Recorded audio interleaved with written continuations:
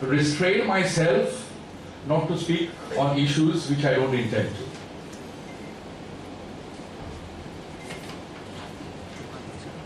The topic that I intend to speak is Jim, Do Not Kill the Indian, a contemporary understanding of morality. In 1973, when Professor Shamim Ahmed was being born, a book, a collection of an essay written by J.S.E. Smart and Bernard Williams got published, called For and Against Utilitarianism.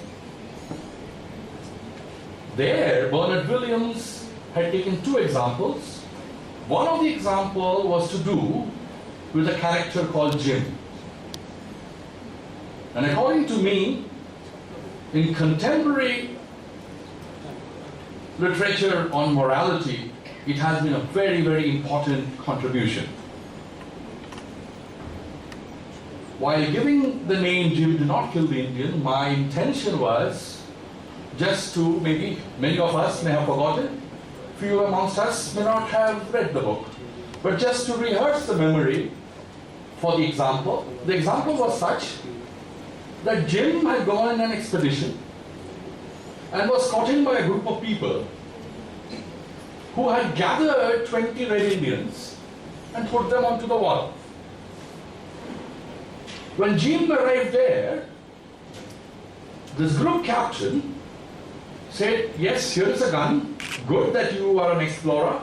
You are an honored citizen. Therefore, I give you the responsibility. Take this gun, shoot one of these Indians. If you shoot one of them, I'll think of considering it to leave the other 19. In this classic example that was taken, what should Jim do? This is from wherein begins Bernard Williams' case, that should Jim kill the Indian? I'm not going into details of this thought experiment. My only intention over here is that this example given by Williams, I thought, had tackled the issue that utilitarianism may not be the best way out, as the then situation that was going on till the 1960s and 70s. It is an important issue, but the issues raised by Williams, I think, had given a considerable heavy blow to the Reading ideology at that time. With this, since I have been requested to speak largely on thought experiment, on moral psychology, because in moral psychology today, what is most important is participation between different fields. It is not only philosophy that is being considered. It is not only psychology. It is not only the neurosciences that is being tackled today. Contemporary theories of morality today would like, I would say, an interdisciplinary approach through the fields of neurosciences, psychology, and philosophy. The attempt by psychologists to keep philosophers out has been tried, it has failed. Now they understand that without the intervention of philosophy alone, or without the intervention of philosophy, psychology is not going to move higher up. Neurosciences thought that the brain mapping itself would solve it. If I know which portion of the brain allows me to say, yes, kill the Indian, they thought that it will solve the issue. Or which particular portion of the brain will help me in saying, why one, I should run away. Because this is not within my hands. There are faculties in the brain today, conclusive proof that if our brain function is working in a certain area, we will decide in a certain manner. How those areas really function more in one particular case, and why not in some other, is an issue which is unsolved. And I think not only why, the question why, I think why not also, will be the areas in which academic philosophers will have a role to play. But my attempt over here is largely that we shouldn't be doing what, I can say as a student in the early 90s, when I said experiment as a student of philosophy, I was told in Delhi, psychology department में क्यों नहीं जाते हो बेटा? कलकत्ता से आके philosophy क्यों करो? Psychology में जाओ. But today I can assure you, you will not face this today. Students today. I can tell you in the mid-90s, even if you talk experiment, yes, for centuries, the experimental method has been smited about in the realms of academic philosophy. I think time has come now that this is nothing untouchable about science of experimentation. We should welcome it. Scientists will do us no harm. We will help the scientists away. I do feel that we can do it. And in different areas of philosophy, there would be people doing MPhil, I understand, over here. There would be people who would be working on philosophy of mind. There would be people working on philosophy of language. Thought experiments have not only worked in the areas of science alone. I'm not quoting the Galileo example, which many of you know. If I drop a feather and a stone, what would happen? It was a thought experiment before it really got practically done from the Leaning Tower. It was a thought experiment. Many of you are aware of the prisoner's dilemma. If I take two culprits, put them in different rooms,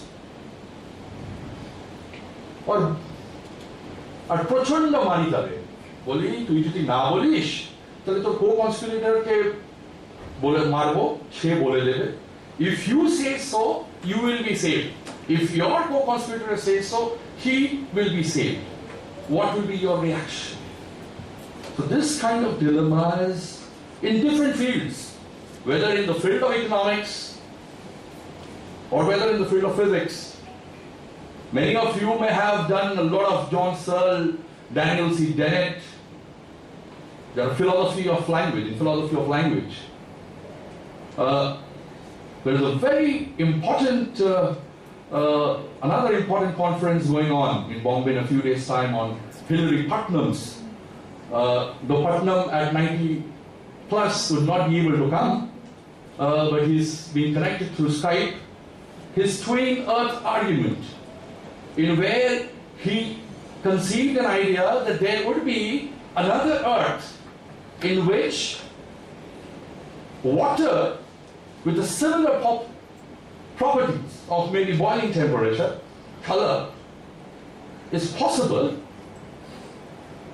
but the chemical composition is different. What would happen? I'm not going into the details of that, but thought experiments can help us at times to respond to issues which we may not have thought earlier.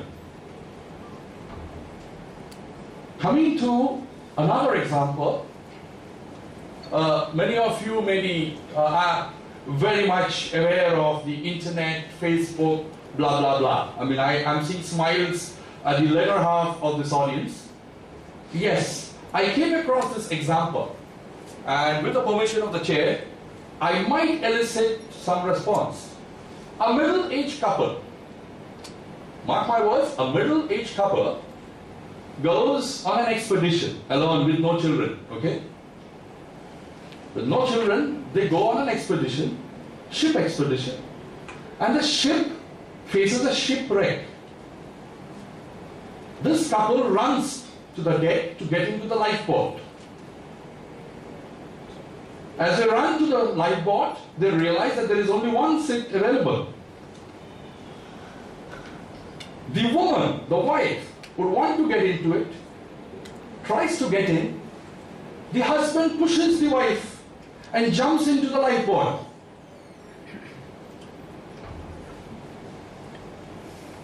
What do you think about the husband? Any response? Silent. The husband pushes the wife away, takes that seat into the lifeboat, and the boat leaves. What do you think the wife would say to the husband? Oh, lovely husband, how I love you. I'm trying to get it because after the great humorous, not comic, humorous earlier speech, to get a response, what do you think would be the wife? কি খুব ভালো করেছো, যাও খেলা দিয়ে চলে গেলে? No. Yes, you might feel the husband has done a good thing. Isn't it? Husband has done a good thing to get into that lifeboat. Bad thing? Huh?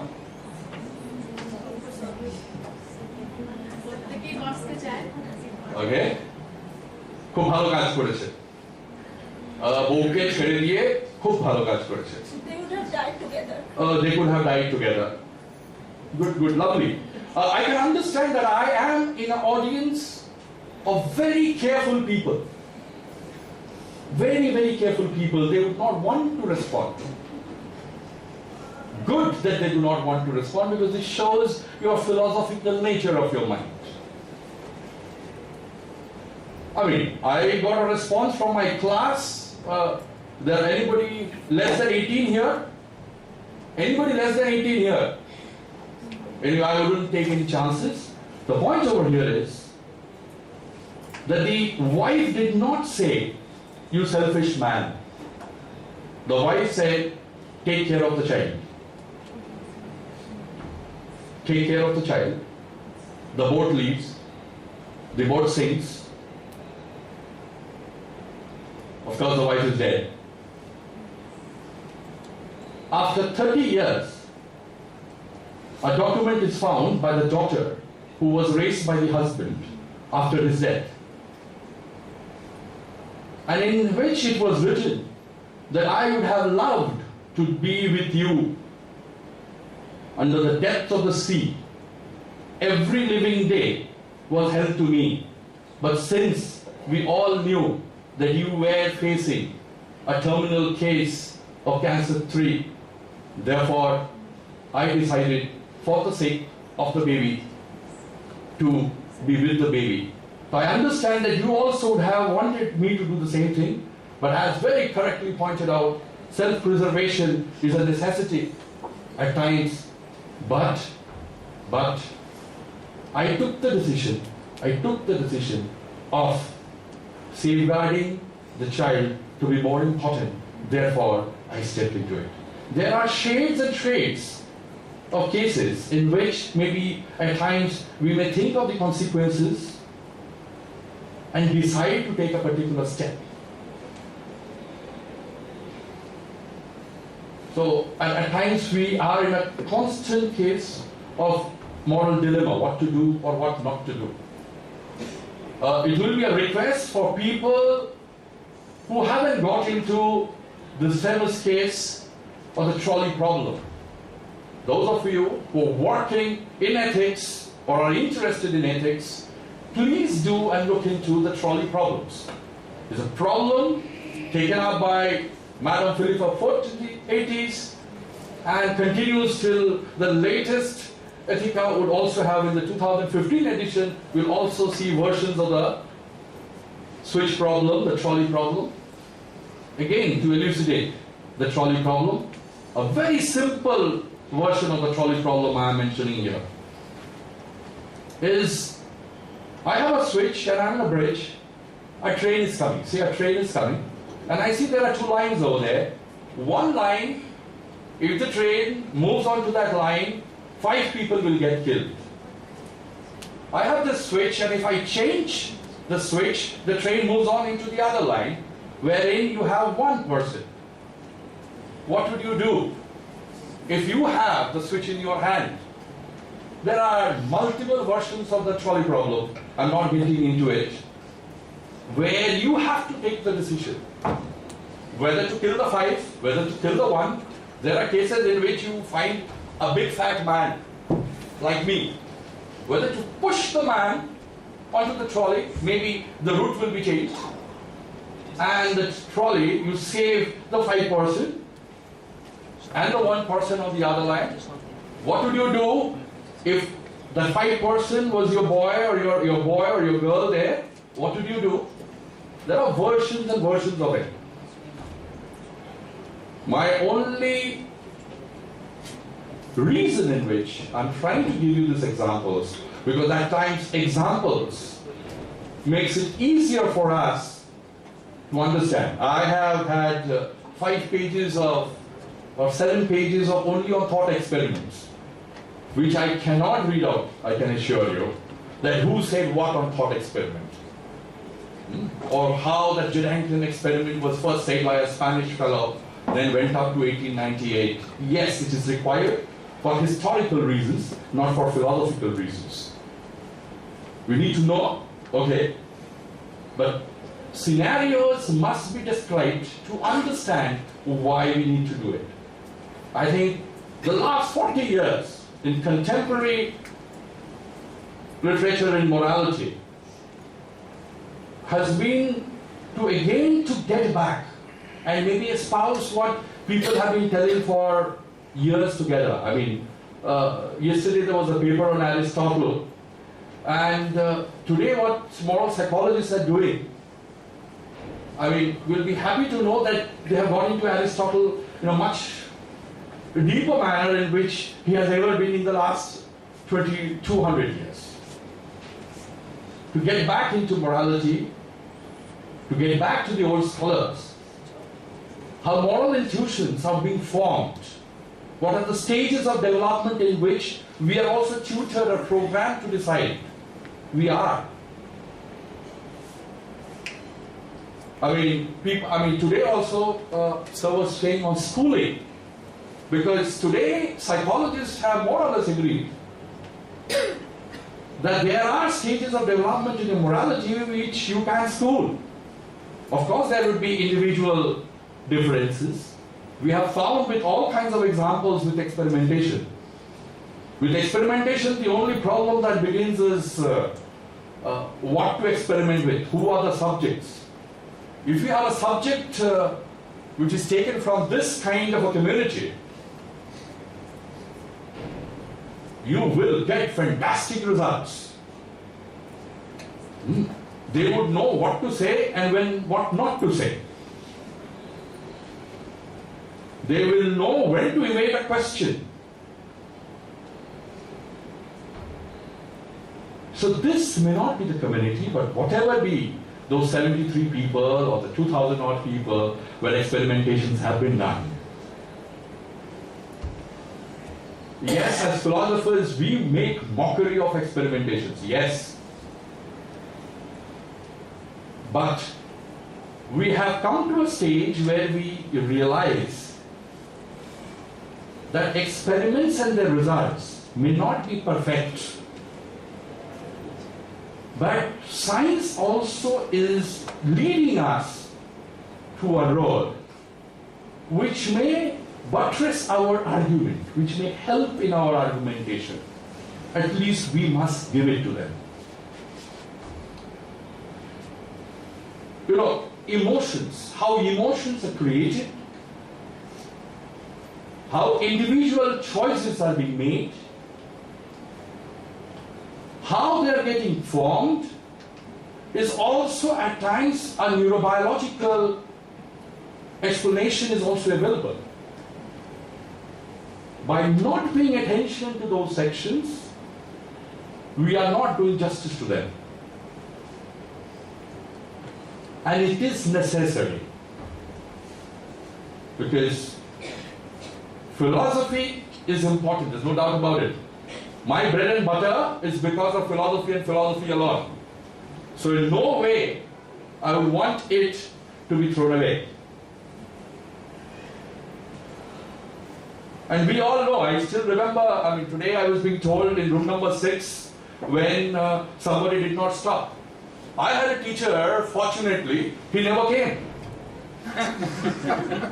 I'm not naming him. He was a great teacher activist. He came thrice in the class. First day, he spoke for 15 minutes. Second day, he started with Plato's allegory of the cave. And the third day, he more or less gave us the question paper. Okay?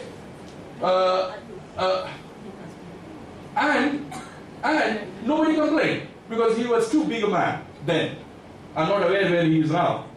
But most probably, he did a moral thing. Then he did not teach us any immoral things in the class. He was completely absent. So he took the process of not telling us anything, largely.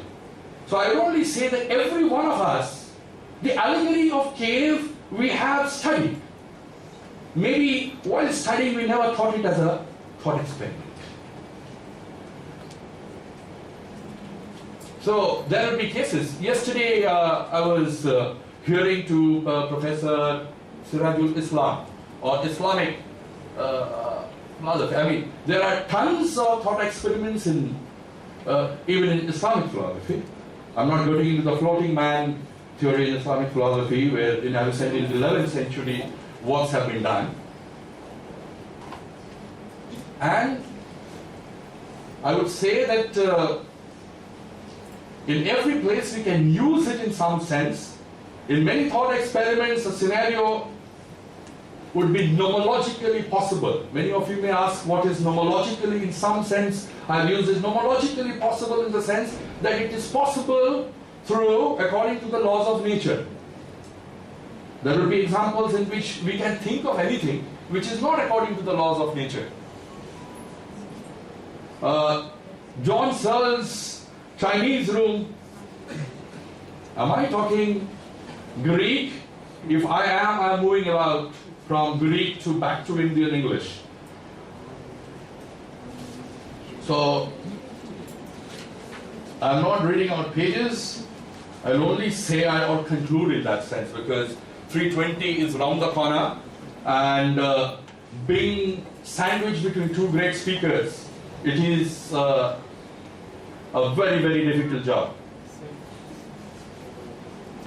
Yesterday I also had a paper on hair. I can only say attempts have been made to give moral theories. An attempt was made earlier to give a moral theory of the Nyaya and the Shankaya. I'll only say or conclude. Hare, a piece of Hare's autobiography got printed in 2002 after his death, where Hare writes this, I'm quoting, "I had a strange dream, or half-walking vision, not long ago. I found myself at the top of a mountain in the mist, feeling very pleased with myself, not just for having climbed the mountain, but for having achieved my life's ambition, to find a way of answering moral questions rationally. But as I was preening myself of this achievement, the mist began to clear, and I saw that I was surrounded on the mountain top by the graves of all those other philosophers, great and small, who had the same ambition and thought that they had achieved it. And I have come to see, reflecting on my dream, that ever since the hard-working philosophical worms had been nibbling away at the systems and showing that the achievement was an illusion." See, I told yesterday also while asking a question, the greatest of minds at times did not have a single disciple to follow them. Lukács and Williams had done away with what Hare thought about his ethics, according to me. Many speakers thought they did not. I'll only say that we are into realms of a study where to give a concrete answer by itself, that this is the answer, will not possible. And to search for this the answer is not the job of the philosophers alone. To ask the question is also an important task, a very, very important task. To me, yes, law-bound efforts are necessary. I mean, I have had the pleasure of listening to you on YouTube. And today when I heard it, I understood the pleasure of, not only of virtual reality, but of one-to-one. So it is at times an honor to know that this is also a path. I may not follow that path. Bernard Williams made me understand that yes, most of the times we are pretty pragmatic. We know if it is on the case of my wife or myself or my daughter, I may kill 20 if not 100 if Pedro the captain gives me a gun. Because I have seen up till number of Hindi movies where my sisters, not mine, the hero's sister, or the mother is caught finally, and the hero succumbs to all kinds of things. Okay? Whether it may be to give the document or whether it may be to make Basanti dance.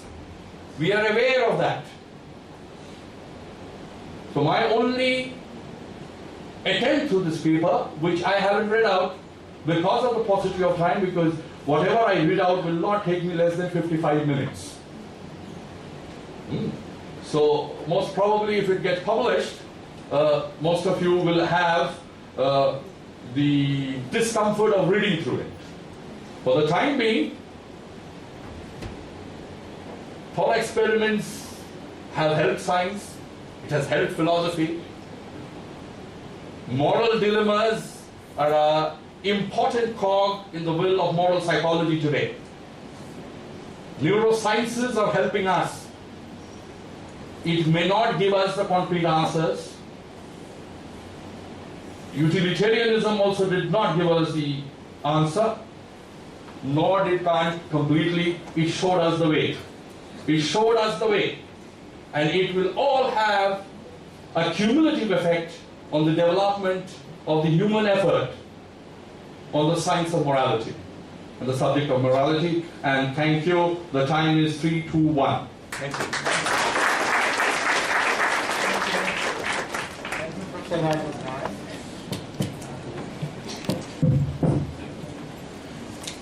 For your illuminating presentation, and I hope at the end 3 speakers' deliberation we shall have time for discussions, and we will have many more questions on this subject.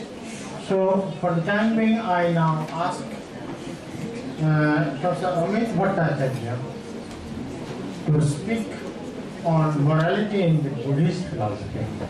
30 minutes time, Professor Amit.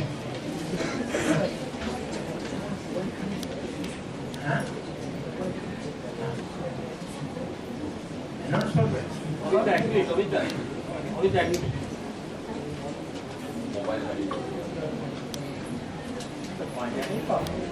Amit Bhattacharjee student তার Nokia mobile হারিয়ে গেছে আমাদের seminar টাইমে। কেউ যদি পেয়ে থাকো তাহলে আমাদের কলেজ অফিসে দিয়ে দেবে।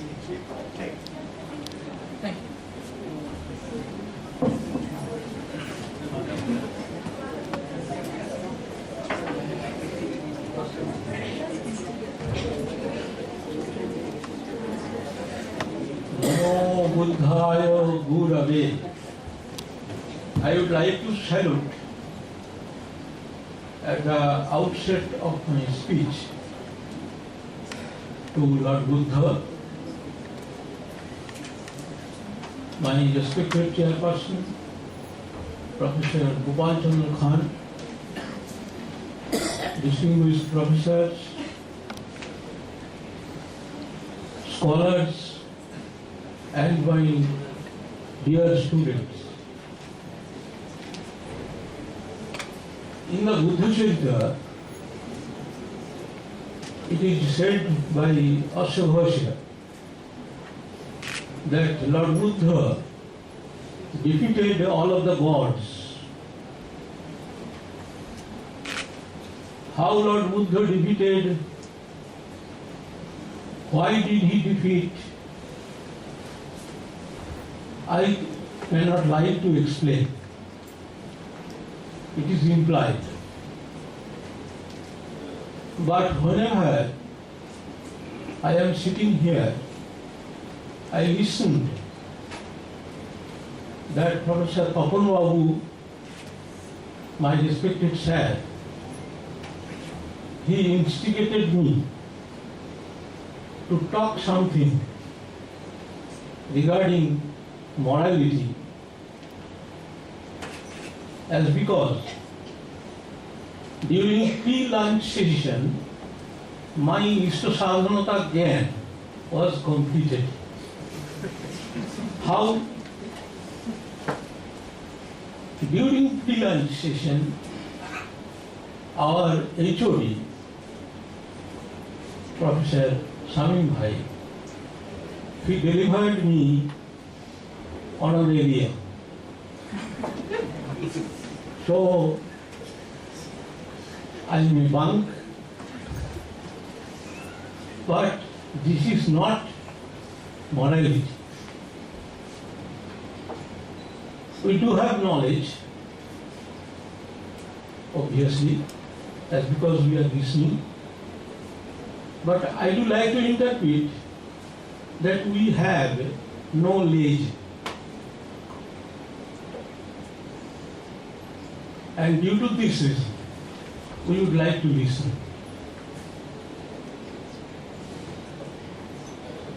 We have a knowledge of Apasabdaha,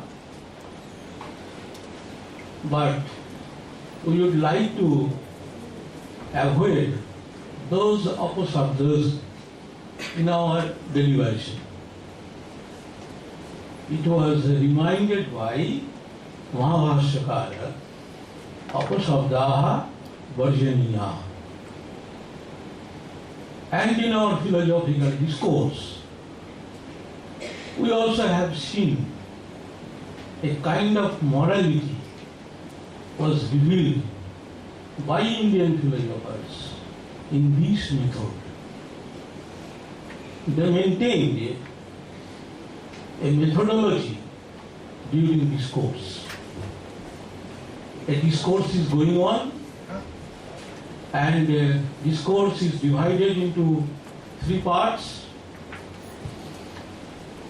Tisra Katha Bhavanti, Vada Katha, Jalpa Katha, and Vitanda Katha. And we are sitting in listening Vada Katha.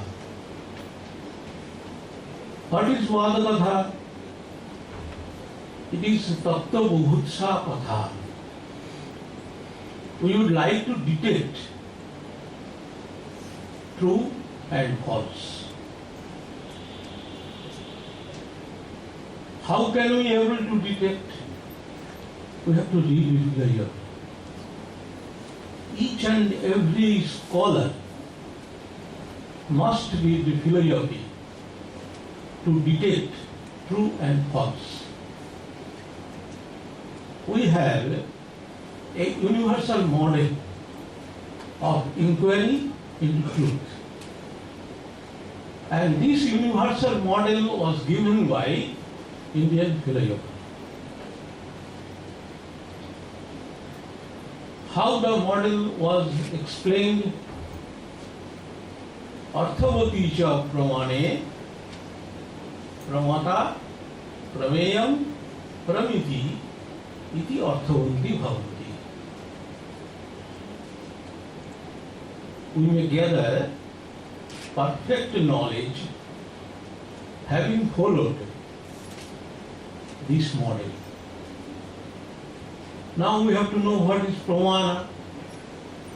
Process of knowing is called pramana. And as I have to discuss regarding Buddhism. So the process of knowing is divided into two parts, perception and inference. Kanado sugato puna iti takiko ruksayam Bhattacharjee uttam. And next, the model has four parts. The first part is gone, pramana, and second is prameya. What is prameya? Prameya is object of knowledge. We have so many prameyas in the temporal world. Nayayikas have categorically explained the prameyas, Buddhists also. According to Buddhism, there are two kinds of prameyas. What are they? Salakshanam and Samanalakshanam. What is Salakshanam? All is like itself alone. I myself, as I myself. And the next, Pramata, the knower, he who knows.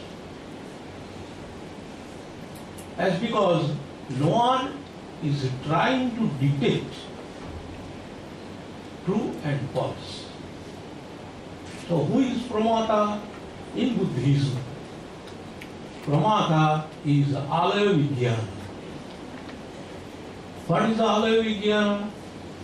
Tat Sat Alaya Vijnanam Yat Bhavet Aham Aswadam.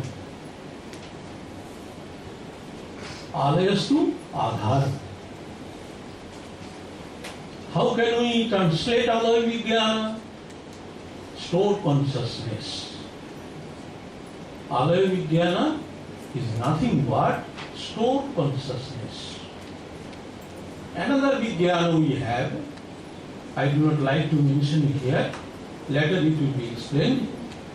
And in the fourth sphere, we do find the pramiti. What is the definition of pramiti? Consequence of knowledge. Each and every philosophical school of India has followed this universal model. And in Buddhism, pramiti equates avishamvadatam jnanam. Now we have to know what is avishamvadatam jnanam. Samvadatam jnanam, perfect knowledge. Vishamvadatam jnanam, non-perfect knowledge. Avishamvadatam jnanam, not non-perfect knowledge. Negation of the opposite. Very important principle of Buddhist philosophy. Why actually Buddhist philosophers would like to use this type of dialectics? There are so many reasons. And one of the important reasons is Nayayikas, Vedantikas, all the Astika systems, we do find three moments. We know Srishti Sthiti Vinashanam Shakti Bhute Sanatani. But in Buddhism, there are only two kshanas. There are only two moments, creation and destruction. Now what is the moment? How do we define moment? Questions are raised by Buddhist scholars and answer also was given by them. Chandrakirti, in his Prasannapada commentary, categorically had mentioned what is khana. Parama Nikrishta Kala Khana. Smallest moment, smallest time, within a twinkle of an eye, Khana passes. So every moment we are changing, every object and subject has been changing. How? As because in Buddhist philosophy there are 4 basic principles. Sarvam khanikam khanikam, sarvam dukkham dukkham, sarvam salakshanam salakshanam, and sarvam sunnam sunnam. How can we explain sarvam khanikam khanikam? All is momentary, momentary. How can we establish this logic? If everything is momentary, and in the subsequent moment, if the same subject and object does not exist, then how can it be possible that we are listening and we are delivering? How can we? Buddhist philosophers also had given answer in this regard. According to them, the earth moves around the sun. Prithvi Suryasya Chatusparshe Tatraiva Bhramati. If earth moves, then all the subjects and the objects which are on the earth are moving. According to time and space, we all are changing our position Kalanuga and Deshanuga Bhavi. If it be possible, then we cannot say that the same object I am perceiving. If it be possible, then we cannot explain that the same my student is listening. Is it possible? Possible in Buddhist philosophy, as because in philosophy, Jukti hime vicharetu dharma hari prayayate. No illogical thought was delivered by any philosopher in Indian philosophical schools. So, scientific thought in Buddhism is revealed gradually, bit by bit, and due to this reason, to explore the scientific thought, Nagarjuna, Maitreyanath, Asanga, Vasubandhu, Dingaga, Dharmakirti, Santarakshita, Kamalasiva, and so many scholars have come and expressed their views categorically. We are changing, but we do not like to be changed. Why not? As because if we admit that changiness is the characteristics of the world, then we shall be aged. So we do not like to admit. But it is the stark truth that we are changing. We cannot hold it. Nobody can. Today's morning, it is gone. And so we do not have a past. You cannot hold the past. It is our logo vyavahar. And you also cannot able to hold your future. Somebody was asked that what will you do or what would you like to do tomorrow? And he answered that I will read the Gita every morning. So tomorrow morning also I will read the Srimad Bhagavad Gita. But the answer was given in this way by Buddhist philosopher that you cannot read Srimad Bhagavad Gita tomorrow. Why? The question was this, Katham? A art of argumentation was there. Asmakam prachina bharatvarshe tarka silpasya esha namuna. Why? Katham? Uttaramupi tatra pradattam. Answer also was given. As because when you will read the Srimad Bhagavad Gita, tomorrow will not stay. It will be entitled as today's morning. So we do not have the past, we do not have the future, we do have only present. And due to this reason, present moment, always think for present moment. And if we think for this moment, and in the subsequent moment, all of the objects and subjects are changing, then morality will come, as because I can rectify myself, I can purify myself in the subsequent moment.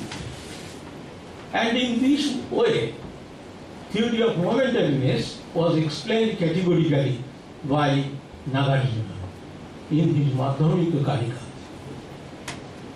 We know that in democracy there are 3 D systems. One is doubt. First D denotes doubt. We have samsaya. Sarvesham manovanam ridi samsaya vartate. We have doubt. And if doubt prevails, what may occur? Debate. Out of wisdom. Samsayite arthe naya pravartate. If we do not have doubt, we cannot raise question. So doubt is welcome. Not only that, in the third stage, we can take decision in 3D system. First doubt, then debate, and then decision. How the nature of decision was defined by Indian philosopher. If we inculcate, if we describe, we may be bold. Thousands of books are written in our Indian philosophical schools in this regard.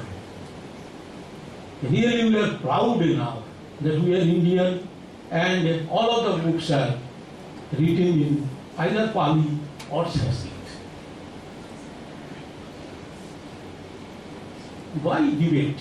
By art of argumentation. Teacher takes his class, students may raise his question, and what did the teacher say? You may ask any question. Yatha kamam prasnan picchate. And if I know, it should be kept in mind. It implies that teachers do not know everything. If I know, then I will clarify in front of you all of those questions. Jodi vidyasyamo sarvam havo vakshamo. ऐसा रीति भारतीय तर्कशास्त्रस्य तथा बौद्ध न्यायोपि एतादृशी रीति अस्माभिः परिदृष्टा. But in Buddhism, Siddhartha, he had everything. He had land, Kapilavastu. He was Yuvaraja. He was married. He had Sundari Bharja. It was our desire. Bharjam Gunaramam Dehi. Lord Buddha had. Lord Buddha also had a beautiful son. In spite of that, Sarvan Kaman Chandata Prarthayasya. You may play, you may take all of those material objects as it was uttered by Lord Joma in Kathapadisha. But Nachiketa was hell-bent. Only Tattva-jnana was his desire. Only Tattva-jnana was his intention.